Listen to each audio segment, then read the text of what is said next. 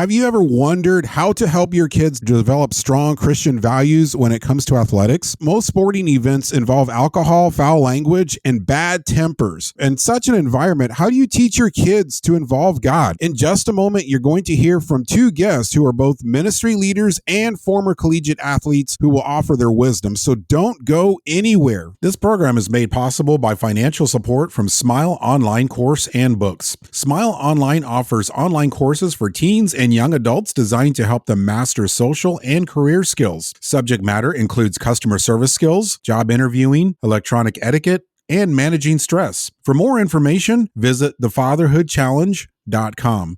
That's thefatherhoodchallenge.com. Welcome to the Fatherhood Challenge, a movement to awaken and inspire fathers everywhere to take great pride in their role and to challenge society to understand how important fathers are to the stability and culture of their family's environment. Now, here's your host, Jonathan Guerrero. Greetings, everyone. Thank you so much for joining me in this episode called How Christian Dads Navigate Athletics. My guests are Brian Smith and Ed Uszynski. Not only are they both experienced athletes and ministry leaders, but they also have written a book called Away Game, a Christian Parent's Guide to Navigating Youth Sports. Drawing from over 50 years of combined ministry experience with athletics in action, Brian and Ed provide parents guidance on turning youth sports into meaningful platforms for discipleship. Brian, Ed, welcome to the Fatherhood Challenge. Good to be here, Jonathan. Thanks for having us. Yep, thanks for having us, Jonathan. This is one of my favorite parts of the program where we get to share dad jokes. So, Brian, what is your favorite dad joke? Yep, so I live on a farm and I own a couple cows, and so what do you get from a pampered cow? What? Spoiled milk. See, I've heard that one before, and I still think it's funny. I was at a swim meet last night, and the announcer was a dad, and he was super excited to share this one. He said, "Why was Sunday happy? Because he knew he followed a Saturday." And it took a few seconds, but I thought, all right, you've been storing that one up. Yes. The best dad jokes take a few seconds, right? They do. They just hit differently. Well, Ed, Brian, let's start by sharing your backgrounds in ministry and sports and why this book has become such a passion for you both. Well, I'll go first. I grew up in a high school football coach's home on the west side of Cleveland. So I've been in the sport culture my entire life. I was a basketball player myself. I've coached at all different levels. And like you said in the introduction, I've been working with a ministry called Athletes in Action for over 3 decades. And so even for people who don't know what that is, we help college and professional athletes to integrate faith into their sport and think like a Christian and play like a Christian, figure out what that means. But really, what prompted the book for me, and I think Brian would say the same thing, is that we're dads who have kids who are playing youth sports. And I have 4 kids ranging in age from 24 to 14 and have coached their teams and have watched their teams be coached, and have just really struggled myself with what it means to play the role of dad in their life as an athlete. Yeah, I've been on staff with Athletes in Action for 17 years now. I ran track and cross country in college at the Division I level at Wake Forest University. I have my master's in sports studies and theology from Baylor's Truett Seminary. And like Ed said, I'm a dad now, seeing this all take place. And so it's interesting working with college and pro athletes over the last couple of decades. We see consistencies and just issues that they face, and a performance mentality and lack of joy oftentimes. And now, like, I'm seeing it in the youth sports space and trying not to be that to my own kids. So seeing, like, man, we've had to like try to disciple this out of college athletes for so long. And now I think Ed and I are both seeing the origin of a lot of these issues starts with youth sports. And maybe even more importantly than that, it's starting in the home with how parents are discipling their kids through the process of youth sports. Wow. Yeah. I mean, could we say that so many of the, let's call them pathologies, Brian, that we encounter with college athletes, the mental and spiritual pathologies that we feel like we have to change or reprogram in their minds usually come from dad. They really do. From mom and dad. And again, everybody's coming from a different home situation, but so much of what both male and female athletes are working through and struggling through is a result of their interaction with their dad. Either their dad just playing the role of dad, or sometimes dad in role of coach through their youth years. And we've often said too, well-intentioned mom and dad. So it's not like the mom and dad, it's not like we're doing this with bad intentions. We really are trying our best. And we think most youth sports parents are trying their best, but without any sort of coaching and discipleship on how to do youth sports well as a parent, our best often just looks like the rest of sport culture. And it's not good enough. What should a Christian dad do when they are faced with a choice of enrolling their children in an athletics program that is hostile towards Christian values? Go ahead, Brian. I would start by saying we talk a lot in the book. We call the current youth sports culture the youth sports industrial complex, because most of youth sports, the air we breathe in that space, is going to be the air of the rest of the world. And so most of youth sport culture is... And hostile towards God is maybe an extreme way to say it, but it's definitely the youth sports industrial complex is bent towards the ways of the world. And so when faced with the option, there's not a whole lot of options if we want our kids to play sports to not put them into this system. And what we're trying to do in this book is say, hey, you can be in the world, but not of the world in this space. And that's the challenge for Christian dads and parents. It's like, what does it look like to be in this system, but still live faithfully as a Christian? What does it look like for my kid to be on a team where the values of the coach and maybe other parents are potentially hostile towards my own values? What does it look like for me, though, to live faithfully and try to leverage this moment and still find the discipleship opportunities in it? And so one of the things we're doing in this book is saying, like, regardless of whether you're spending very little money on your kids' athletic experience or you're taking out a second mortgage to do it, what you're ultimately paying for is a front row seat to see your kid go through every possible emotion in an environment that's usually hostile towards Christian values. But then you get the opportunity to take what you see and bring that back into the home and say, hey, I noticed when this was happening today, this might have been going on. Can we talk a little bit more about that? And so youth sports offers an incredible discipleship opportunity if we're looking at it with the right eyes. Brian and I have been talking about this and experiencing it for a long time. And the biblical character that we've really tried to align ourselves with is Daniel. Because Daniel lived in a Babylonian culture that was entirely opposed to the God of the Bible and the values of the God of the Bible. Yes, and yes. He avoided the dual extremes of either being sucked up in the culture and becoming just like it, which was a choice to just kind of go along for the ride. It's like, God's not showing up the way we thought he would. Let's just kind of go with what's here. Nor did he isolate himself from it. He didn't separate himself and say, well, we're not gonna get involved in that because it's too dirty for us. But instead, like Brian said, he and his friends pursued obedient involvement. They were in it, but not of it, just like Brian referenced, like Jesus said we needed to be. So it's really not any different than being in the Christian or the public school system, working a secular job in a secular industry. I mean, this is life. It's life in a broken world. So how do we equip both ourselves and our kids? And that's really maybe one of the cool things about the book is that in every chapter we're saying, listen, parents, we're all in this together. It's super easy to get swept up and just kind of go along for the ride. What would it look like for us to be countercultural? Maybe we need to check some things inside of ourselves first. Maybe we need to recognize, like Brian already said, that what's being handed to us is actually against our value system. So how do we be countercultural right in the midst of that anti-value system? That's the question. And Jesus says, how about this? I'm going to fill you with my spirit. And I want you I want you to step into all of these situations where Satan still has dominion, but I want you to step into these spaces and love. I want you to do what's best for other people in spite of what it costs you. I want you to exhibit peace in the midst of situations that create anxiety. I want you to be other-centered in ways that make no worldly sense. And the youth sport culture, and we can go on and on. This is what we talk about in the book. The youth sport culture provides opportunity after opportunity to do the exact opposite of what's expected because you're full of the Spirit of God. As a parent, that's why it starts with us as parents.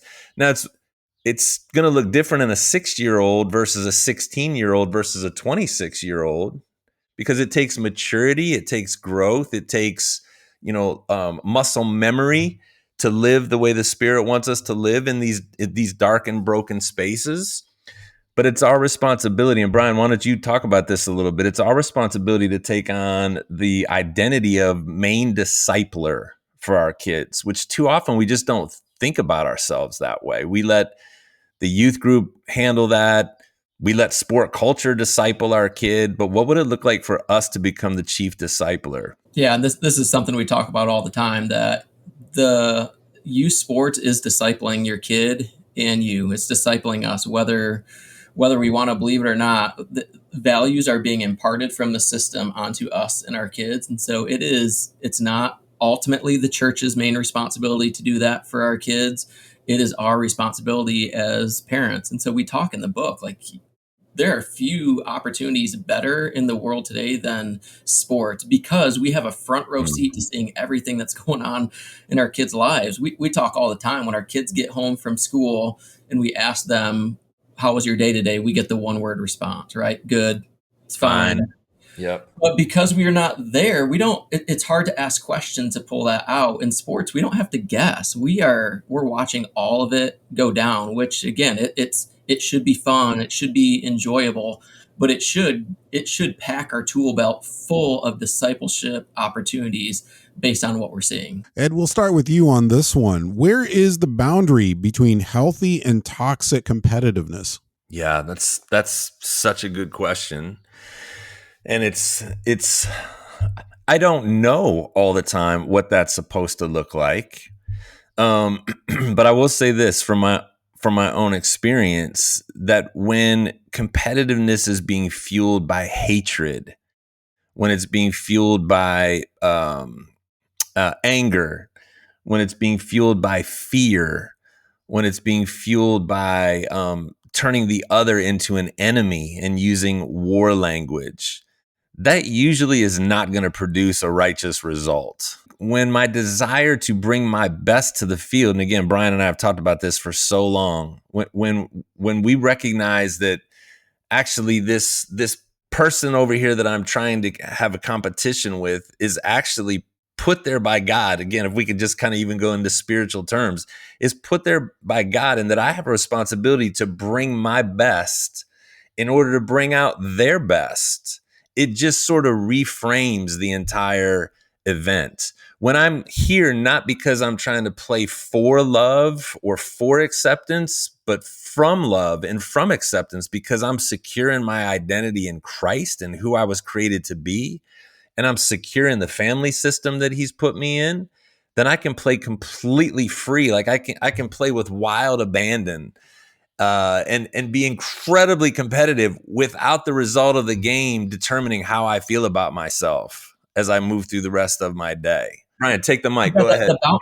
Where's the boundary? Where's the line? For me, it's easier to talk at extremes on both ends, so you can at least smell, am I in this camp or the other? And so we even talk through categories like healthy competitiveness is okay with just winning on the scoreboard. Toxic competitiveness wants to humiliate and destroy your opponent. Healthy competitiveness would say, I'm just going to let my play speak for itself. Toxic competitiveness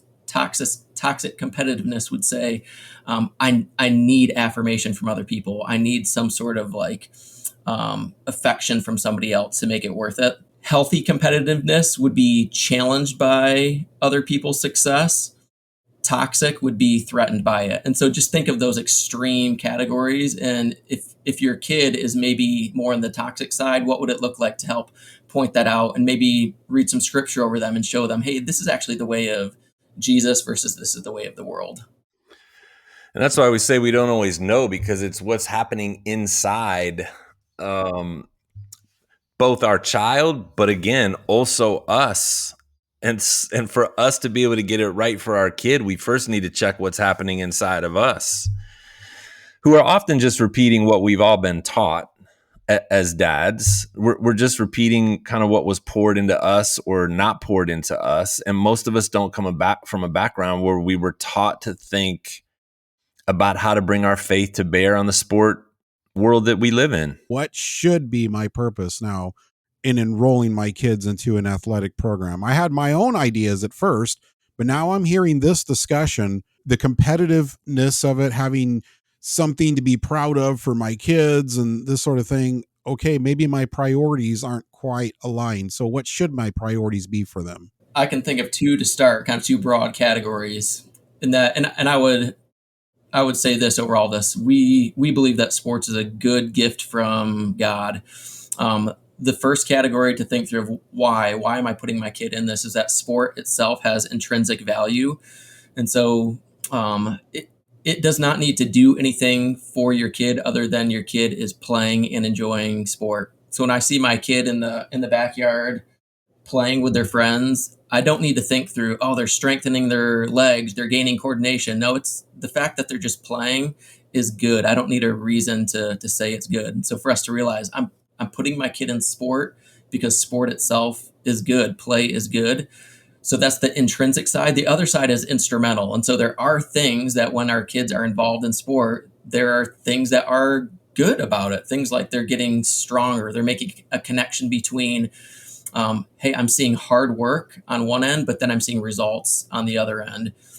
And so for the Christian parent who's putting their kid in sport to realize it's good, but I'm getting incredible opportunities for my kid to look more and more like Jesus by sharpening them through the experiences that they see in sport. So Ed, I don't know what you would tack onto that. Well, we haven't really said this, but we haven't talked about just the industry of sport. It's a multi-billion-dollar, the youth sport, why we call it the youth sport industrial complex. It is a multi-billion-dollar industry that has increasingly treated kids like commodities with dollar signs attached to them and hasn't really prioritized what's best for the kids as much as what's best for the adults. Okay, so again, that's a very broad thing to say, but we argue for that in the book, and we're not the only ones that are doing that these days. That's almost becoming obvious to anybody that's willing to pull back the curtain and look at it, which means that our kids' best interests are not what's first and foremost on everybody's minds. What's first and foremost on everybody's minds is their performance.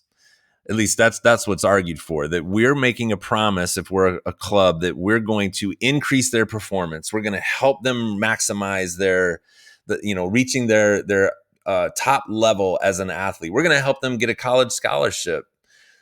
Most won't say that directly because they know they can't promise that, but they'll use lots of language that just presses you in that direction. They'll constantly stir up a fear of an imagined future, meaning your kid's not going to measure up if they don't do this right now. They're not going to make their high school team, or we can say it positively, they will make this level. They will be able to compete at the highest levels. We'll give them the top coaching. We'll put them amongst the best kids and play in the best tournaments and travel to the best places in the country. So that's the system. And it feeds really easily into our own fears as a parent that we're doing something wrong or that we're not going to give our kid the best opportunities, or, we don't want to screw them up. It also feeds into, for us, I think a lot of us as dads, our own regrets and things we wish we could have done differently that now maybe we can play out through our kids. Our desire to see them be a perfect product at 13 in ways that many of us still aren't at 30, but we start putting pressure on them. So that whole culture is really the one word that just keeps coming back to the surface for Brian and I is performance. It's driven by performance, perform. And that's a word that's really anti-gospel, because what we receive from Jesus through grace is not based on performance. It's based on receiving a free gift, and then out of that gift being free to live without fear. And so one of the things that that we need to check ourselves on as parents and certainly as dads is just going all the way back to what Brian said, that we really are allowing this experience to be one that's fun, that is play oriented, and that I'm not subtly communicating through my feedback, through my yelling in the stands, through my post game conversations or rants, through the pressure that I'm putting on them when I see them playing video games instead of being outside working on whatever sport I think they should be working on, through the anxiety that I feel because I paid tons of money and I'm not sure that my kids are taking it as seriously as they should. I need to be careful that I'm not teaching my kid to live on a performance standard in the way they view themselves, not just in sport, but in life, that I'm removing that so that they feel the grace of both God and us as parents. Yeah, and to know it is normative in sports to feel pressure and performance. But Ed, what you're saying is they should not be feeling that from us as parents. It's okay and normative for them to feel that in the rest of sport. But when they come and sit in the car ride home, or when they're in the confines of our home, they shouldn't feel the same type of pressure and performance about their athletic self from us as parents. And it's Romans 12. It's do not be conformed by the pattern of this world, but be transformed by the renewing of your mind. That we as Christian dads, parents, we should not conform to the pattern of this world when it comes to how we go about doing youth sports with a performance mindset. One of the things that we found is just super interesting about sports and being in that world is that not only can you share blessing when you've found favor and you've won on the scoreboard or things have gone positively, but you also can share blessing when you lose. And when things don't go the way that you'd hope they'd gone for your team, or things don't turn out well on the scoreboard. And in fact, some ways, there's almost more power to be found when a spirit-filled athlete, somebody who's God-minded, has God consciousness, operates in a gracious way when they lose. When again, this didn't determine this is not my identity is not so attached to this that I can't still love you when I feel terrible. When I feel terrible about a loss, when I feel like pouting, when I'm really discouraged because I maybe played terrible, I can feel these two emotions at once. I can feel bad because I just played a game and lost, but I can also still love you and be interested in you as a human being pretty quickly after the game or in the handshake line or whatever. And people like that are super attractive. Yeah. They're very attractive because there's something different about them. There must be something different happening inside their spirit for them to be that way, which opens up the door then to have really interesting conversations. Now, again, that's a lot to ask of a 6-year-old, but that's the work that Brian and I do, that by the time you get to college and you're in a place where now you get to make your own choices about how you're going to step through these moments. And you can either choose to do it the way the world does it, or you can choose to submit yourself to the Spirit of God in both wins and losses and be different. What are ways that dads can integrate spiritual rhythms into athletic routines? Go ahead, Brian. Yeah, one thing that we have done in our house, we do this when our kids go off to school every day, that we've started to do in sports too, is we put on the armor of God together. And so our kids have memorized it. So before they step on the bus every day, they're saying, helmet of salvation, sword of the Spirit, shield of faith, belt of truth, sandals of the gospel, and kind of connecting Daniel to Jonathan to our conversation earlier about Daniel, helping them realize that there's a spiritual battle going on that oftentimes we just don't think about. And so a way to help our kids before they start the day, just to know there's a lot going on, a lot more than what they can see. And the Bible actually gives us some tools for that. We can put on God's armor. And so we do that before school, and we started doing it before sports. Just a really quick, tangible way. It almost feels like it's become a mantra for our family, that before we leave to go do something, we just put on your armor real quick, we put it on, and then we go. Ed, what are your thoughts? Well, I think it looks different for every kid. I mean, we need to take that seriously for all of us who have kids. You know, they're all wildly different. They're going to respond to different things. They're feeling different things as they approach sports. And so again, this is even what we're trying to do in this book, is to encourage us to start introducing categories to them. Like, some of our kids are super anxious when it comes to playing. And so let's talk about peace, and let's talk about the source of peace, and let's do maybe a study, or at least, again, just have a conversation about Jesus being the source of peace. And why does he say to bring all of our anxieties to him, even anxieties that we feel in sport? And he'll help us. He will calm us. He will help us to see beyond the moment that's causing us fear right now. I want to keep having conversations with my kids about topics like that. I want to talk to them about what love looks like. What does it look like to care about other people in the midst of their team? And so we have conversations about their interaction with their teammates. Again, maybe more even than their performance, or talking about what they did or didn't do in the game. We talked to them about their interaction with the kid that they were sitting with during the game, that I noticed they were over there hanging out and talking to him in the field. Talk to me about that. What were you guys talking about? Helping them think about what another question is that they could ask.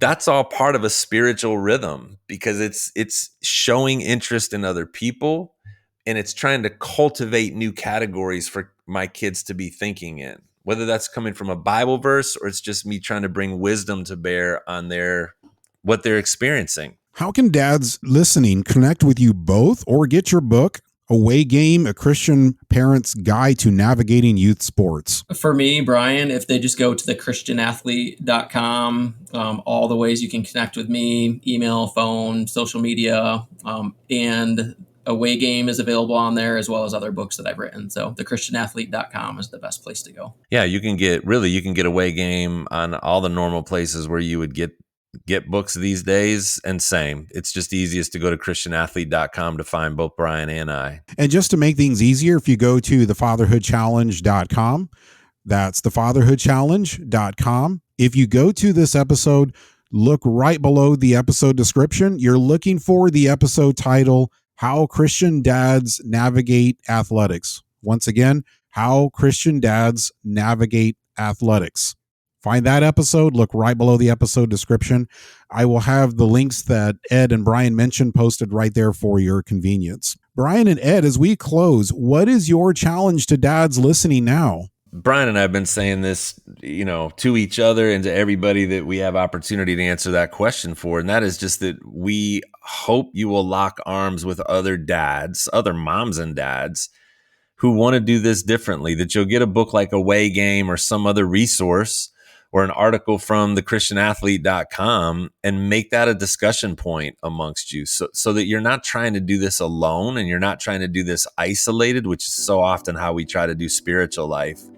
And God's rigged this for us to do things in community and to grow in community. So bring this whole desire to be countercultural in the sport culture, bring that into your community of friends, and see what God maybe will do with it. Yep. And I would add on to that the hope would be it would allow us to just take a deep breath and to realize our kids' athletic future does not hang in the balance based on the outcome of a game today, and to enjoy it. Enjoy the season of life where your kids playing sports for your own sanity, but for your kids' joy and pleasure as well. It's good. Brian, Ed, thank you so much for being on the Fatherhood Challenge. You've brought so much meaning and purpose behind athletics and athletic programs. Thank you so much for sharing your wisdom and experience with us. Thanks, Jonathan. Thank you for listening to this episode of the Fatherhood Challenge. If you would like to contact us, listen to other episodes, find any resource mentioned in this program, or find out more information about the Fatherhood Challenge, please visit thefatherhoodchallenge.com. That's thefatherhoodchallenge.com.